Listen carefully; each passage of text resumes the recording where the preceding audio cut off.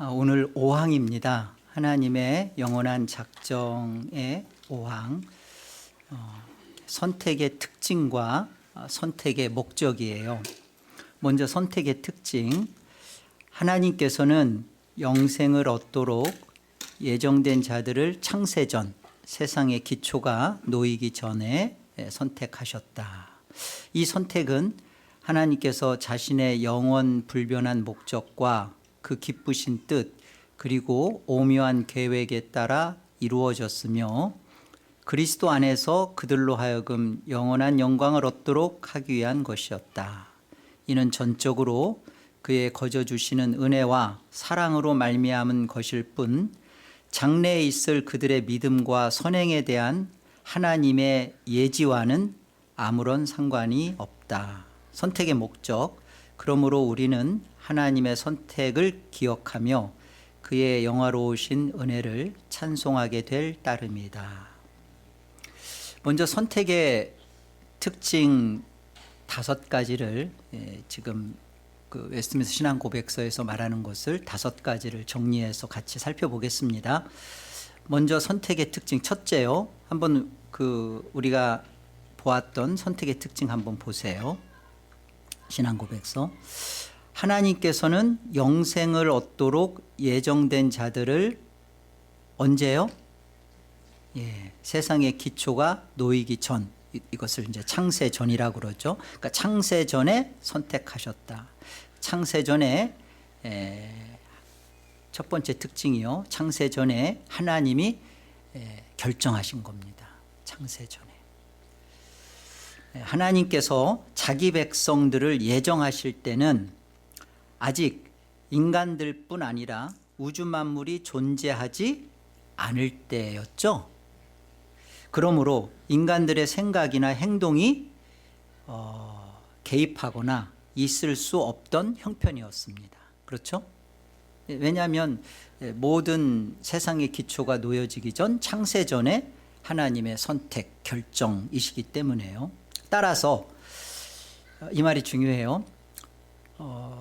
하나님의 선택과 유기가 하나님의 창조와 타락보다 앞선다.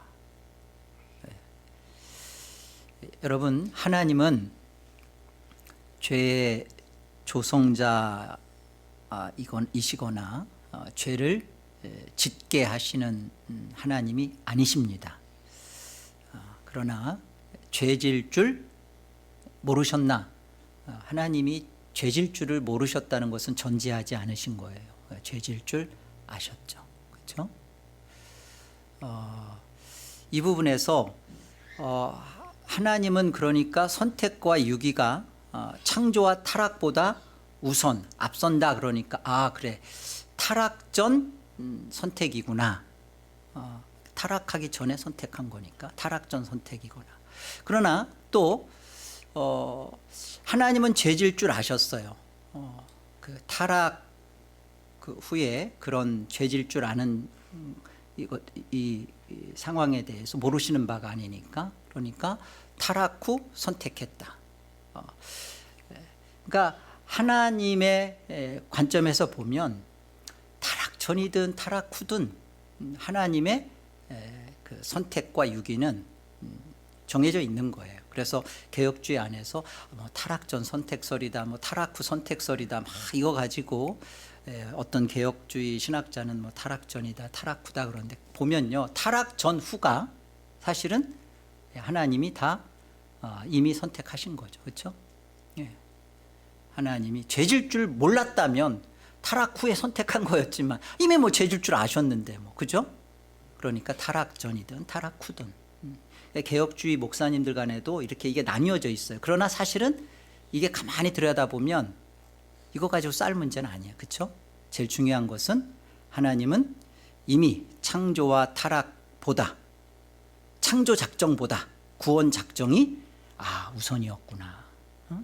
하나님의 선택과 유기가 창조와 타락 전에 있었던 거였구나. 이게 첫 번째예요. 그죠? 정리됐죠? 그리고 또 한 번 또 우리 고백서 또 봐요.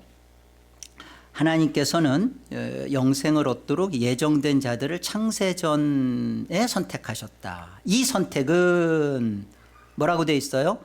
하나님께서 자신의 영원 불변한 목적. 그러니까 두 번째 보세요. 이 하나님의 선택은 영원 불변하신 하나님의 속성이 근거예요. 그렇잖아요. 하나님의 속성, 어떤 속성의 근거에서 그럼 선택한 거냐? 하나님의 영원하시고 불변하신 자신의 목적, 자신의 성품, 자신의 속성에 근거된 거예요. 뭐가? 선택이. 선택의 특징이에요. 알스프롤 목사님이 이 부분을 이렇게 설명했어요. 한번 보세요. 하나님이 어떤 것을 작정하실 때 이유를 가지고 작정하신다. 하나님의 작정은 결코 변덕스럽고 경솔한 것이거나 어떤 경우라도 터무니없이 공상적인 것이 아니다. 작정은 목적론적이다. 즉 작정 배후에는 어떤 목적이 존재한다. 그 목적은 영원하고 불변한다.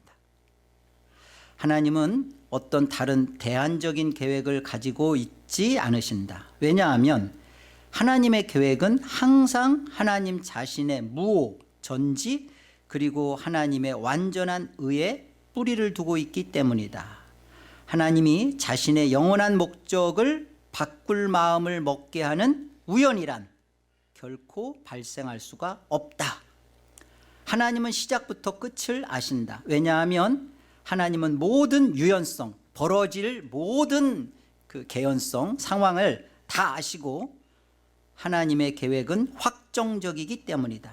이것이 바로 신앙 고백서가 여기서 재차 단언하는 것이다. 하나님의 뜻은 불변하시다.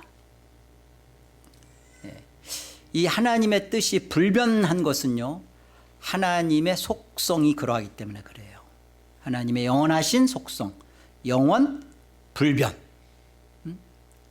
하나님의 뜻은 그러하십니다. 결코 그 우연이라는 것을 통해서 하나님의 뜻이 변개되거나 또 어떠한 일로 하나님의 뜻이 바뀌어지는 일은 없다. 특별히 선택에 있어서 하나님이 영원 불변으로 정했는데 그것이 어떤 유연성, 저를 선택하기로 했는데 또 저런 일이 벌어졌어. 전혀 하나님이 미처 생각하지 못했던 유연성, 어떤 일들이 벌어졌기 때문에 선택이 취소되거나 캔슬되거나 변개될 수 없다는 거예요. 왜요? 이것은 하나님의 속성이 영원하시고 불변하시고, 그리고 그 영원하시고 불변하신 것에 근거하여 선택하신 거기 때문에 역사 속에서 바뀔 수가 없다는 거예요. 또 그 다음 볼까요? 이 선택은 하나님께서 자신의 영원 불변한 목적과 그 다음 뭐라고 되어 있어요? 그 기쁘신 뜻 그리고 오묘한 계획에 따라 이루어졌다. 그렇게 되어 있죠? 여기 먼저 질문 하나가 있네요. 이거부터 한번 보죠. 여기 이런 질문이 있어요. 그렇다면 하나님의 뜻이 이렇게 한번 정해진 것이 불변하신다면, 이런 생각 우리 많이 하잖아요. 우리의 기도로 말미암아 하나님이 선택하지 않은 백성을 구원할 수 있나요, 없나요? 제가 이렇게 하이라이트까지 해드리려다가 있어요, 없어요? 우리의 기도로 원래 하나님의 영원 불변하신 선택에 있지 않았던 영혼이, 백성이, 우리가 간절하게 기도해서 그가 아니었는데 다시 선택되어지는 것이 있을 수 있냐고요, 없냐고요? 없습니다. 그렇다면 이런 질문이 생기잖아요. 그러면 우리는 왜 기도하는가? 기도할 필요가 뭔가? 아니 어차피 기도해도 아닌 건 아닌 거고, 기도 안 해도 될 건 될 거고, 그렇다면 뭘 기도하는가? 또 한 걸음 나가서 그럼 전도는? 그잖아요. 이미 하나님이 다 정해놨다며. 이미 영원 불변 창세전에 이미 그 선택은 끝났다며, 그리고 역사에서 안 바뀐다며. 그럼 뭐 기도를 해? 뭐 그럼 전도를 해? 다 될 텐데. 에스겔서 36장 우리 한번 보세요. 이것은 이제 바벨론으로 포로로 갔다가 돌아왔을 때 하나님이 그 역사를 약속해 주시는 장면이에요. 너희가 70년 바벨론 포로로 갔다가 돌아왔을 때 어떤 일이 벌어질 것인 것에 대한 하나님이 에스겔을 통하여서 지금 돌아온 포로 중 상태인데 돌아왔을 때 벌어질 일을 미리 말씀해 주시는 겁니다.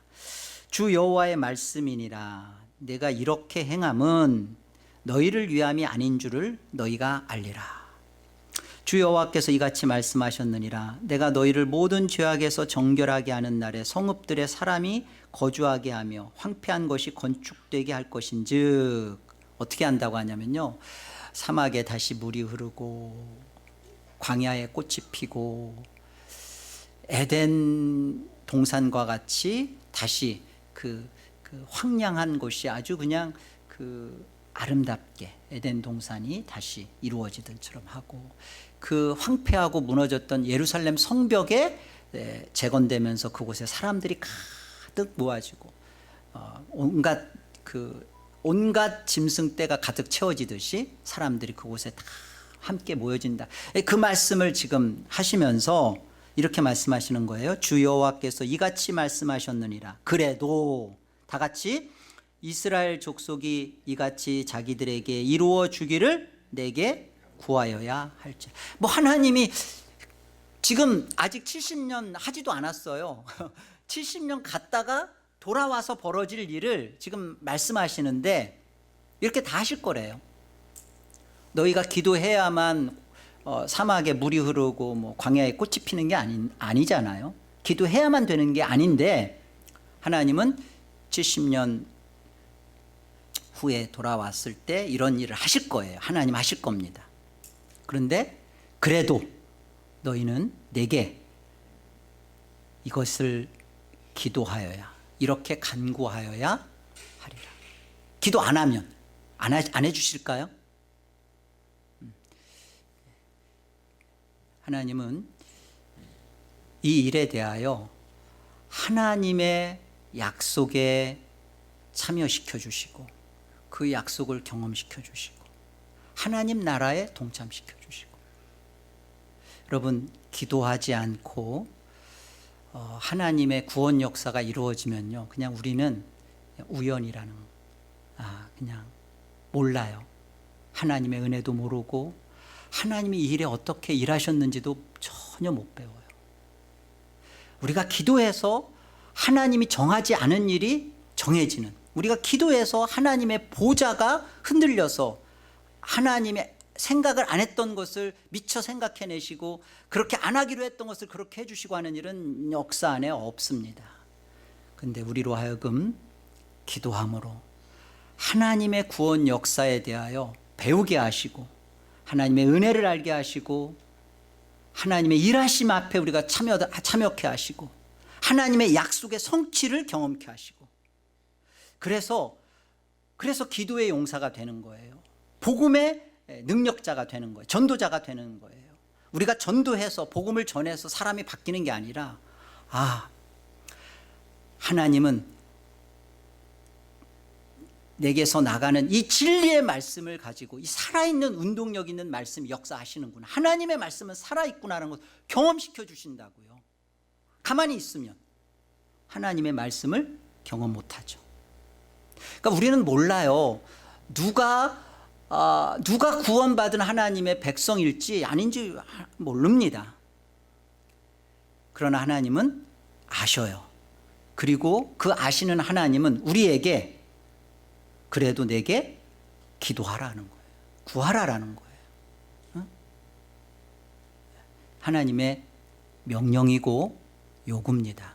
우리가 하면 좋고 안 해도 괜찮고가 아니라 요구해. 그래도 너희는 내게 구하여야 하리라.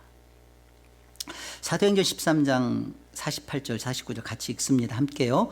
이방인들이 듣고 기뻐하며 하나님의 말씀을 찬송하며 영생을 주시기로 작정된 자는 다 믿더라. 주의 말씀이 그 지방에 두루 퍼지니라. 자, 복음이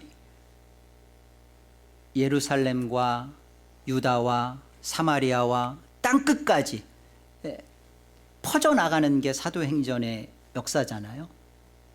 사도들을 통하여 성령께서 그들에게 복음을 이렇게 막 확장시켜 나간단 말이에요.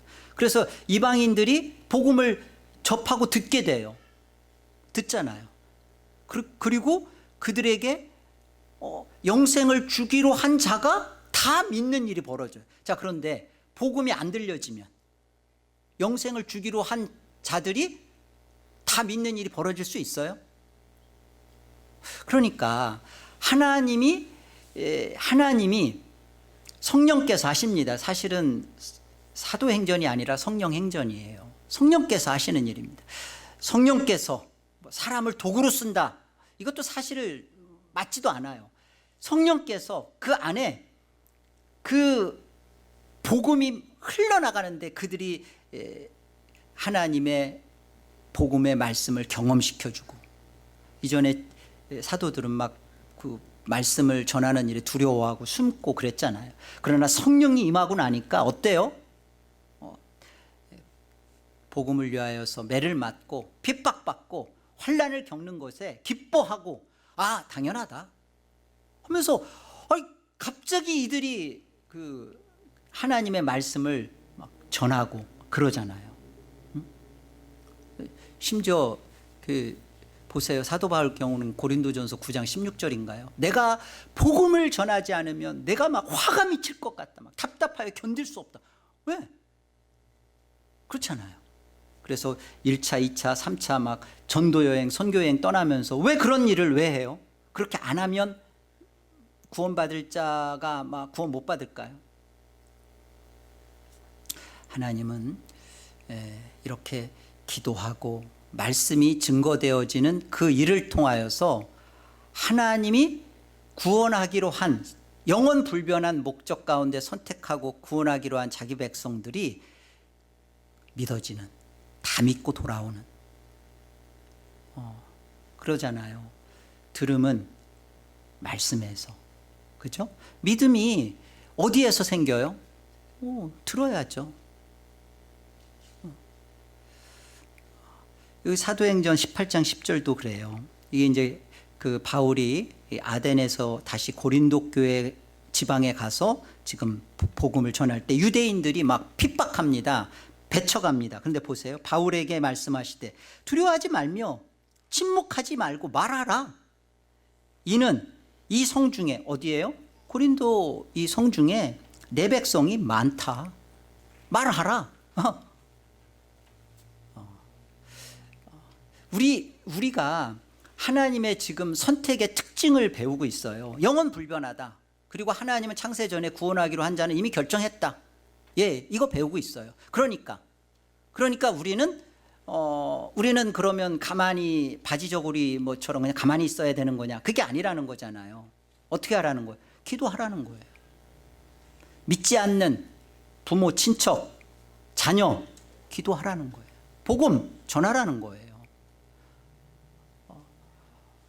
그리고 우리 개혁신앙에, 여러분 개혁신앙에 대해서 우리 정말 바르게 아셔야 돼요. 개혁신앙은요, 결코, 성경이 그러잖아. 나는 기도를 쉬는 죄를 범치 않겠습니다. 사무엘이 그러죠.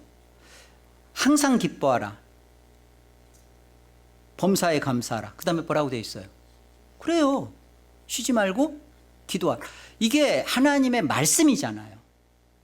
그래서 개혁신앙은 성경신앙이고 말씀신앙을 하겠다라는 우리 개혁주의, 개혁신앙은 결코 기도와 전도를 쉬는 죄를 범치 않겠습니다라는 신앙인 거예요.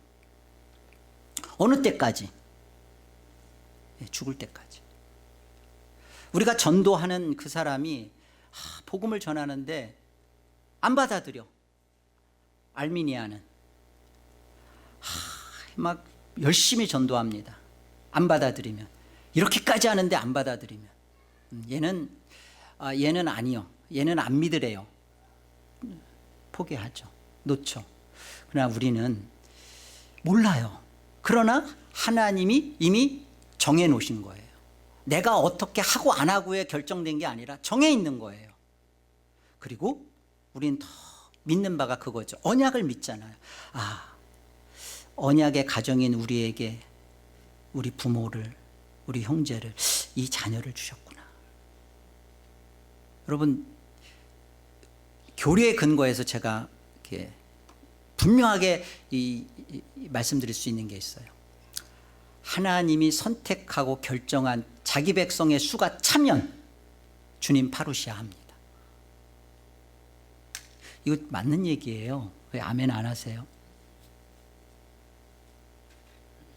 주님이 언제 오는 날인지는 저는 모릅니다. 그러나 분명히 우리가 알 수 있는 것은 주님은 파루시아, 주님의 강림은, 우리가 더디다고 생각하는 주님의 강림은, 1차적으로 주님의 재림은 우리 안에 벌써 벌어졌어요. 하나님 나라가 임했잖아요. 우리 안에 주님의 파루시아가 우리 안에 임했잖아요. 자, 눈에 보이는, 그리고 정말 영원한 하나님 나라로 저와 여러분이 함께 들어가는 주님의 영광의 그날, 그것은 언제 벌어진다고요? 하나님이 창세전에 구원하기로 한 총수, 거룩한 하나님의 장자의 그 아들의 수가 다 채워지면 그때 주님은 오시는 거죠. 그래서 여러분, 언약의 자녀인 여러분에게 맡긴 이 자녀가 정말로 회개하고 예수님을 만나는 그날, 그러니까 우리는 이 언약 안에서 그러니까 복음을 전하고 가르치고 내 이 자녀가 예수님을 영접하고 구원받는 그날, 하나님의 총수가 찼구나. 그럼 주님 오시는 거죠. 그래서 여러분, 그래서 우리는 결혼하고 자녀를 낳고, 그리고 이 자녀가 예수 믿도록 하고, 그러면 하나님 나라가, 이 자녀가 회개하고 예수를 믿는 그 순간 하나님의 총수가 찰 수 있을 줄 어찌할 거예요. 우리 열심히 기도하고 전도하는 겁니다. 내 부모가 이렇게까지 복음을 외면하고 있는데 그 부모가 회개하고 육신의 죽음 전에 복음을 만나면 주님의 영광스러운 재림이 같이 임할지 어찌할 거예요. 그러니까 우리는 죽을 때까지 이 사람이 마지막까지 회개하고 예수님 믿을 수 있다라는 믿음을 갖고 전도하고 기도하는 겁니다. 이게 개혁신앙의 기도예요. 우리 고백서 보시면 아까 그 기쁘신 뜻, 그리고 무엇에 따라 이루어졌다고 돼 있어요? 오묘한 계획에 따라 이루어졌다. 이게 그 선택의 특징 세 번째예요. 보세요. 뭔 소리냐면 하나님의 기쁘신 뜻 안에는 이 오묘하신 계획, 이것이 감추어진 뜻입니다. 감추어진 뜻이 있다라는 겁니다. 신명기 29장 29절 우리 같이 한번 천천히 합독해요. 함께요. 감추어진 일은 우리 하나님 여호와께 속하였거니와 나타난 일은 영원히 우리와 우리 자손에게 속하였나니 이는 우리에게 이 율법의 모든 말씀을 행하게 하심이니라. 하나님의 영원하신 작정이 역사 속에 이렇게 두 가지로 드러나요. 두 가지로 이렇게 설명됩니다. 첫 번째는 드러내신 작정, 나타낸 작정이에요. 계시되신 하나님이라 그러는데 이 나타낸 작정은 뭐냐? 예수 그리스도를 보내셔서 구원하심을 말씀으로 계시하신 겁니다. 성경 66권을 통해서 하나님은 말씀으로 누구를 계시해 주셨어요? 예수 그리스도를. 여러분, 성경 66권은 예수 그리스도에 대한 계시예요. 창세기 1장 1절 태초에 하나님이 천지를 창조하시니라, 여기에 베레시트 이 말 속에 예수님은 교회의 머리이시다 라는 것이 선포되는 겁니다. 그리고 우리 계시록 1장 1절 어떻게 시작해요? 예수 그리스도의 계시라 시작하죠. 그러니까 창세기서부터 요한계시록까지 다 예수 그리스도에 관한 거예요. 예수 그리스도에 대한 책입니다. 예수님이 직접 말씀하셨잖아요. 모세오경, 시가서, 선지서, 구약의 모든 성경이 또 신약에 와서도 똑같아요. 이 모든 것이 다 누구를 위한 기록된 것이라고요? 누구에 관한 책이라고요? 예, 예수 그리스도에 관한 책이에요. 이게 나타낸 작정입니다. 그러면 여러분, 말씀, 여기 보니까 우리에게 율법의 모든 말씀을 행하게 하셨다. 여러분, 말씀을 통해서 예수 그리스도를 만나고 예수 그리스도 안에 우리가 들어가고 예수 그리스도의 믿음 안에 연합되고 할 때 우리는 율법을 살아내는, 율법주의가 아니에요. 결코 우리는 율법주의가 아니에요. 어떻게 이게 율법주의입니까? 말씀 안에서 예수 그리스도를 만나고 그 말씀 대신 예수 그리스도의 삶과 함께해서 살아내는, 그래서 말씀 속에서 예수 그리스도를 계시해 주셨고 그 안에 구원이 있고 그 안에 우리의 구원의 삶이 있고 예수 그리스도가 드러낸 작정이에요. 말씀 속에 있는 예수 그리스도. 또 하나는 지금 신앙고백서가 말하는 오묘하신 계획, 이게 감추인 작정인데 감추어진 작정, 숨어 계신 하나님이라고도, 이 계시하신 하나님, 숨어 계신 하나님은 이건 루터가 한 말이에요. 그래서 이 감추인 작정은 하나님의 비밀스런 구원 경륜을 우리에게 알려주는 겁니다. 자, 이게 무슨 말이냐? 하나님의 그 기쁘신 뜻 안에서 오묘한 계획이라는 이 말이 도대체 무슨 뜻이냐? 감추인 작정이 뭐냐? 하나님의 비밀스러운 구원 경륜이 뭐냐? 여러분, 아브라함의 모리아산에서의 이삭 사건을 여러분 생각해 보세요. 자, 하나님은 아브라함을 통해서 이삭을 죽이기로 영원한 작정을 하셨다, 안 하셨다? 2번. 여러분, 하나님이 그 아브라함을 통해서 이삭을 죽이기로 영원한 작정을 하셨으면 아브라함을 통해서 이삭은 죽었어야죠. 영원한 작정을 안 하신 거예요. 그러니까. 그런데 여기에 이 사건이 있잖아요. 아브라함의 이삭 사건이 있잖아요. 그럼 이거 도대체 이게 뭔 말이에요? 거기에서 왜 영원한 작정으로 죽이기로 작정도 안 했는데 왜 죽이라고 왜 이렇게 하셔요? 왜 그런 말씀을 하세요? 그리고 왜 실제로 죽이려고 하는 그 상황까지 가서 천사를 통해서 팔을 붙드시고 죽이지 못하게 하시고, 왜 그러세요? 왜 이런 일을, 왜 이 경륜이 왜 벌어지는 거죠? 이런 것들이 여기에 이 사건을, 이 죽이는 이 사건을 통해서 아브라함에게 주는 메시지가 있죠. 히브리서에 와서 보면 뭐라고 설명해요? 로마서도 마찬가지고, 이 아들은 이미 죽었다 살아난 것이고, 그리고 이 아들이 여호와 이레로 하나님이 누구를, 어린 양을 준비한 사건을 통해서 누구를 계시하고 누구를 설명하고 누구를 바라보게 한 거예요? 예수 그리스도. 예수 그리스도를 경륜 가운데서 만나고 메시지를 얻도록 아브라함을 통한 믿음의 조상이라고 할 때 이것이 다른 게 아니라 예수 그리스도, 이삭이 죽었고 다시 살아났잖아요. 이미 이 아들은 죽었다가 내가 얻은 것이요. 아브라함이 고백하잖아요. 예수 그리스도의 죽으심과 부활에 대한 예표, 모형을 아브라함으로 하여금 배우게 할 뿐만 아니라 또 우리로 하여금 그것을 깨닫도록, 우리로 하여금 알려주도록 하신 거죠. 이게 하나님의 감추어진 비밀스러운 오묘한 계획입니다. 그렇게 역사하신다고요.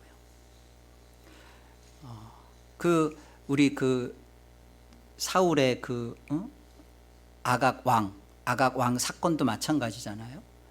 순종이 제사보다 낫다. 이걸 통해서도 가르쳐 주는 게, 그래, 무조건 순종해야지.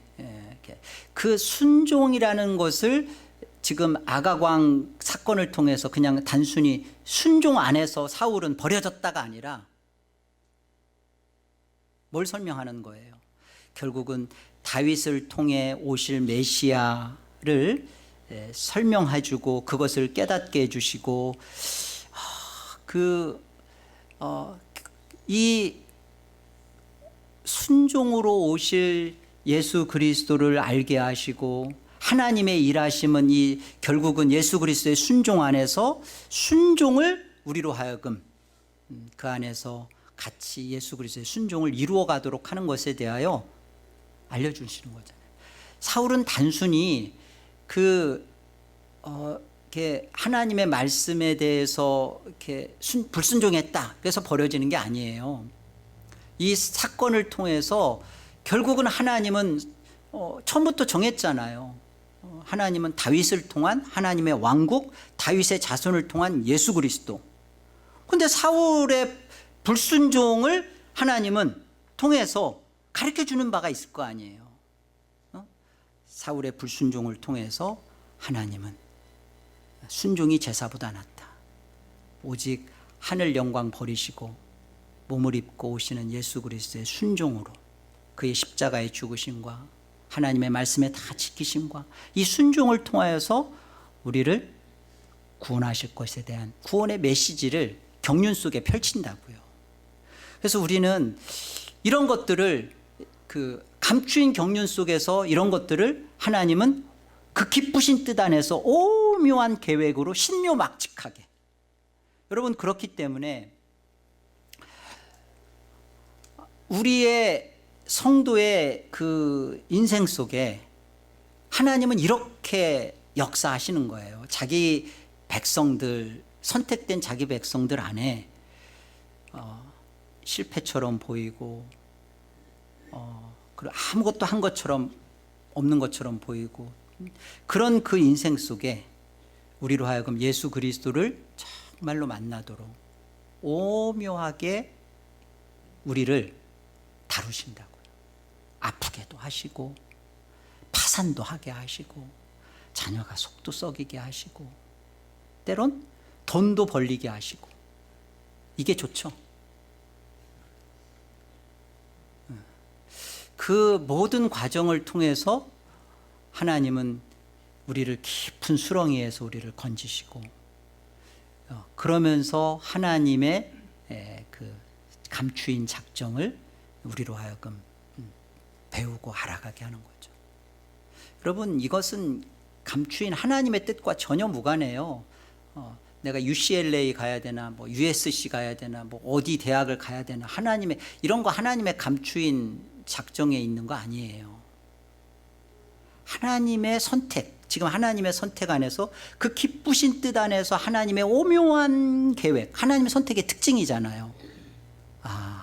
그러니까 하나님의 구원의 자녀는 그 인생 속에 하나님이 나타낸 작정, 그 말씀을 통한 그리스도를 우리에게 계속 보여주시고, 또 우리의 그 삶을 통해서 우리의 삶 속에 하나님이 찾아 들어오셔서 우리의 불순종과 우리의 실패와 우리의 넘어짐과 우리의 안됨을, 연약함을 통해서 하나님이 오묘하게 그리스도에게 무릎 꿇게 하시고 그리스도를 주라 고백하게 하시고 그리스도에게 항복되어지게 하는 일을 우리 안에 비밀스럽게 이루어 가신다고요. 이게 감추인 작정이라고요. 에베소서 1장 9절 같이 읽습니다. 그 뜻의 비밀을 우리에게 알리신 것이요 그의 기뻐하심을 따라 그리스도 안에서 때가 찬 경륜을 위하여 예정하신 것이다.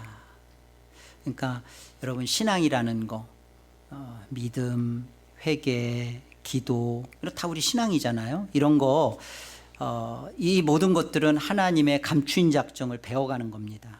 그리고 오묘하신 하나님의 구원 계획, 구원 경륜을 맛보아 가는 거예요. 뭐가? 여러분, 믿고 회개하고 기도하는 것들을 통해서. 넷째는, 우리 한번 또 고백서 앞으로 한번 가보세요. 자, 뭐라고 돼 있냐면 오묘한 계획에 따라 이루어졌으며, 그 다음 뭐라고 돼 있어요? 그리스도 안에서 그들로 하여금 영원한 영광을 얻도록 하기 위한 것이었다. 그러니까 이 넷째는 그리스도 안에서 선택하셨다는 겁니다. 그리스도 안에서. 여러분 원래 처음부터 하나님의 형상의 소유자는 사람만입니다. 천사는 하나님의 형상의 소유자예요, 아니에요? 아니에요. 처음부터 하나님의 형상의 소유자인 하나님의 형상을 담도록 인간들은 지어졌고요. 이 말은 성자 하나님과 연관된 또 연합을 이룰 자들로 영광의 자리를 약속받았다는 거예요. 자, 하나님은 우리 지난 사항에서 하나님은 창세전에, 태초전에, 만세전에 천사 구원하기로 한 천사의 수와 인간의 수를 결정하셨다라고 배웠어요. 천사가 결정됐네. 천사의 수도 인간도 결정. 그러나 천사의 운명과 인간의 운명은 달라요. 뭐가 다르냐? 자, 천사는 하나님의 형상의 소유자가 아닙니다. 그래서 보세요. 이미 하나님은 구원하기로 결정한 천사는 이미 정해졌어요. 그 천사는 이제 이 천사 외에 어떠한 천사도 타락할 수 없어요. 이미 그 수가 정해졌으니까 천사는 타락할 수 없습니다. 타락 없습니다. 이미 그건 끝. 자, 그리고 구원 바깥에 정해지지 않은 천사는 이제 어떠한 것으로도 다시 구원 회개하고 구원받고 뭐 그런 과정 자체가 없어요. 다시 말하면 이 천사는 그리스도와 연합된 구원, 그리스도와 연합된 그 하나님의 형상의 소유자인 그리스도와 연합된 영광의 지위와 그 상태와는 다르다고요. 누구만이? 구원하기로 한 하나님의 자기 백성만이 어떤 것을 갖냐면 중요해요. 예수 그리스도의 영광의 지위와 그 영광의 상태와 그 영광을 같이 받아요. 공동 상속자예요. 누구만이? 천사가? 아니에요. 그래서 히브리서에 보면 천사는 하나님의 백성 자녀들을 수종든다 그러죠. 저와 여러분이 얼마나 그 그리스도 안에서 선택받았다라는 것이 그냥 단순히 그리스도 안에서 그리스도가 하신 그 죽음 때문에 혜택을 받았구나 그 정도가 아니라 이 그리스도의 영광의 모든 것을 하나님의 형상인 자녀인 우리에게 주셨구나. 놀라운 겁니다. 그리고 한 걸음 더 나가서요. 이 그리스도 안에서 선택했다는 말이 이런 거, 이게 훨씬 더 중요한 겁니다. 뭐냐면 여기 신적인 선택, 그러니까 하나님의 선택의 궁극적 대상 누구예요? 하나님 선택의 궁극적 대상은 그리스도 안에서 선택했다. 그러니까 하나님의 선택의 궁극적 대상은 나라고 생각해요. 아니에요. 그리스도 안에서 선택했다라는 것은 1차적으로 분명히 아세요. 하나님의 선택의 궁극적 대상은 그리스도예요. 그리고 영원에서 성부는 영광을 위해서 성자를 선택하신 겁니다. 그리스도를 선택하신 거예요. 그리고 그리스도를 선택하시고 그 그리스도 안에 있는 자들이 그리스도와 같은 영광의 자리를 받는 거예요. 그런데 보세요. 성부는 자신의 아들을 영화롭게 하기를 원하시기 때문에 그 선물들이 누굴까요? 하나님의 형상을 가진 우리인데 그 형상을 잃어버렸어요. 그 하나님의 형상을 잃어버린 우리를 위하여 아들 하나님이 아버지 하나님의 제안을 받으시고 역사 안에 사람 몸을 입고 오셔서 순종하시고 십자가에 죽으셔서 어떻게 했어요? 하나님이 선택한 하나님의 자녀들의 잃어버린 형상을 회복시켜 주셨죠. 그래서 잃어버린 하나님의 형상을 회복받은 자들이 그리스도에게는 선물이라고요. 이게 에베소서 2장에서 말씀하시는 내용이에요. 선물이에요. 이 그리스도에게 주신 선물이 누구예요? 성도예요. 교회예요. 그래서 자신의 사랑하는 아들에게 주셨습니다. 하나님은 자신의 아들에게 누구를 줬어요? 교회를 주셨어요. 하나님의 형상이 회복된 성도를 주셨어요. 그러므로 그리스도에게 주어진 자들은 그 사랑하는 자 안에서 선택된 자들이다. 선택의 이유가 있다면 그것은 다 같이 오직 성자를 높이는 것이다. 그래서 성자는 자신의 영혼의 산고를 보고 만족하시는 거예요. 그리스도 안에서 선택했다라는 말을 깊이 한번 묵상하시고 생각하시기를 권합니다. 내가 그리스도가 다 하셨고 나는 거기에 묻어가고 그러니까 나는 아주 땡 잡았구나, 공짜로 받았구나. 그거는 자신이 받은 받게 된 이 구원이 어떠한 구원이며 또 어떻게 누려지는 구원이며 장차 어떠한 것으로 드러날 구원인지를 전혀 모르고 있는 거예요. 그냥 나는 좋은 나라 간다, 천국 간다, 이 개념에서 하나도 벗어나지 않는. 그런데 그런 천국은 성경에서 말하는 천국과 달라요. 여러분, 우리가 그리스도 안에서 하나님이 선택했다, 그리스도 안에서 선택했다라면서 여기 고백서에서 그러잖아요. 그리스도 안에서 그들로 하여금 영원한 영광을 얻도록 하기 위한 것이었다. 그 영원한 영광이 뭐예요? 그리스도를 높이는 거예요.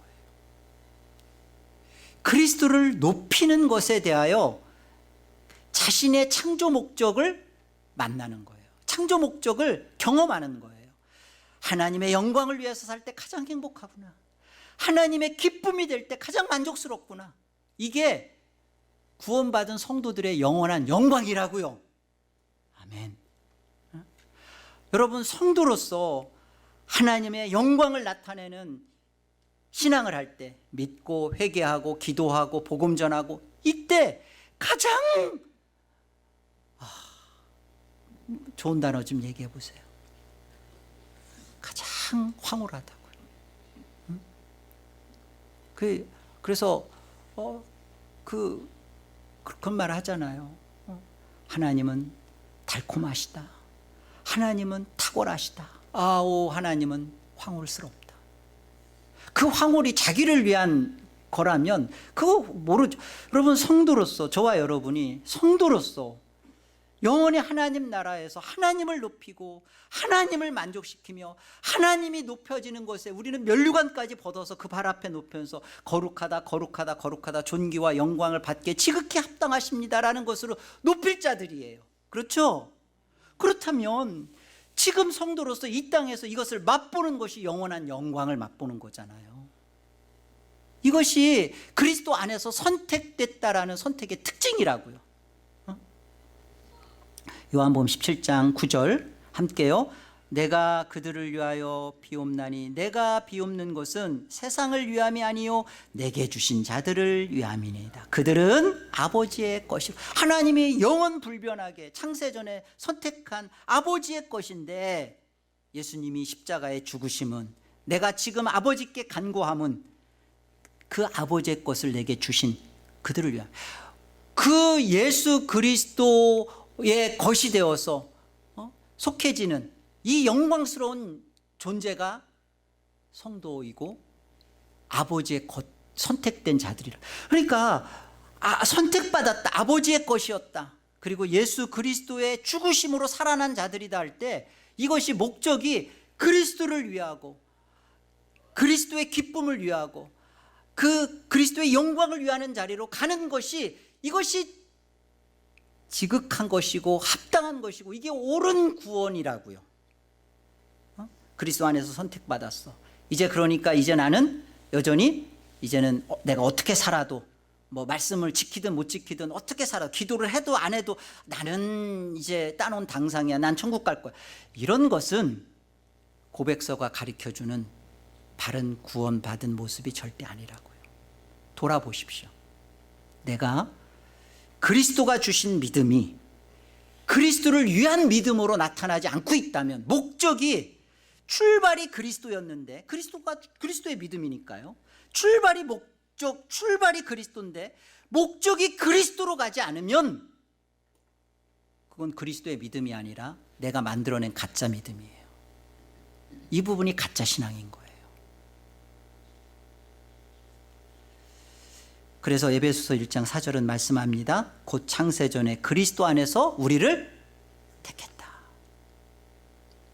그래서 목적이, 그 다음 우리 5절 6절에 가면 뭐라고 되어 있어요? 그의 은혜의 영광을 찬미하게 하려 합니다. 그렇게 되어 있죠. 계속 성부 하나님의 은혜의 영광을 찬미하고, 성자 하나님의 은혜의 영광을 찬미하고, 또 마지막 13, 14절에 가면 성령 하나님의 은혜의 영광을 찬미하고, 다 구원이 어디로 가요? 성부, 성자, 성령을 찬미하는 데로 가죠. 영광이. 그런 겁니다. 마지막 이 부분 보세요. 자, 이는, 고백서 보세요. 이는 전적으로 그의 거저 주시는 은혜와 사랑으로 말미암은 것일 뿐, 장래에 있을 그들의 믿음과 선행에 대한 하나님의 예지, 이건 예견입니다. 예견과는 아무런 상관이 없다. 이게 무슨 말이에요? 자, 한마디로 말하면 오직 값없는 은혜에 근거한다. 오직 은혜다라는 말이에요. 자, 고백서가 이렇게 말을 합니다. 그 믿음이나 회개나 선한 행위, 선행이나 또 어떤 웨스트민스터 보면 견인이라고 되어 있어요. 같은 말이에요.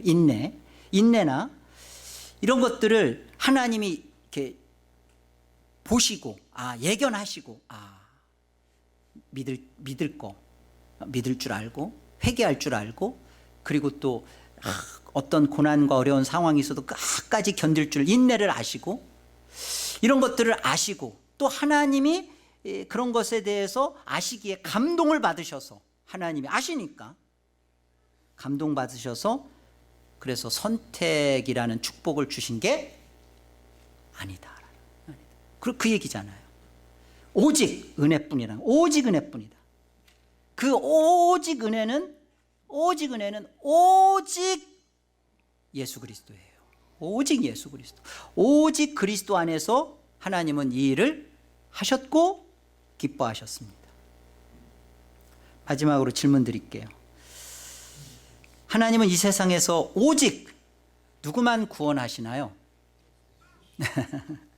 우리 같이 다 같이 한번 같이 읽어봅니다. 함께요. 완전한 의, 거룩을 충족시키신 사람으로 오신 예수님을 구원하셨다. 하나님은 우리 주님만 구원하십니다.